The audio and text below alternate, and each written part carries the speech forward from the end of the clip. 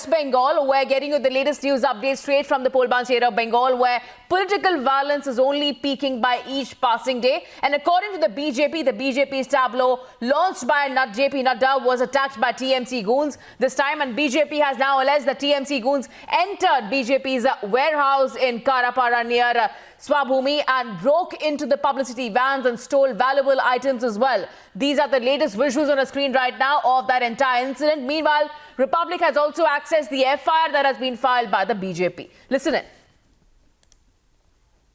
पड़े पड़े सरकार का बाद पड़े पड़े दूत हुआ ना, तो ये दूत लोग दिन के उजाले में तो लोगों को फेस नहीं कर पाते, तो रात के अंधेरे में आकर के एक गरीब ड्राइवर को मारे, सारे के सारे लैपटॉप लेके चले गए, सेलफोन जो था वो ले लिया, विंडस्क्रीन तोड़ दिया, एलईडी स्क्रीन जो था उसको तोड़ दिया। तो ये तृणमूल का रवैया रहा।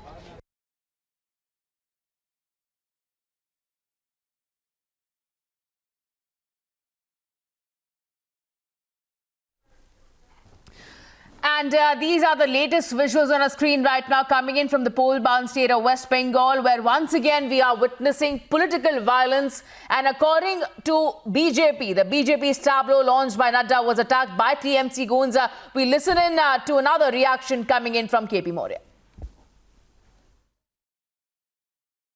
देखिए, पश्चिम बंगाल एक ऐसा प्रदेश है जहां 294 विधानसभा की सीटें हैं। हिंसा और चुनाव के बीच में जो परिस्थितियां लगातार कम्युनिस्टों की सरकार के समय से और टीएमसी के कार्यकाल तक, चाहे वो विधानसभा का चुनाव हो चाहे लोकसभा का चुनाव हो, व्यापक हिंसा देश के किसी प्रदेश में चुनाव की दृष्टि से हुई है तो वो पश्चिम बंगाल में हुई है। लेकिन चुनाव आयोग के इस फैसले का मैं स्वागत करता हूं कि उसने 8 चरणों में चुनाव करा करके हिंसा मुक्त चुनाव करने की दिशा में पश्चिम बंगाल के लिए जो संदेश दिया है, उससे मुझे लगता है कि हिंसा मुक्त चुनाव इस बार होने की स्थिति बनेगी।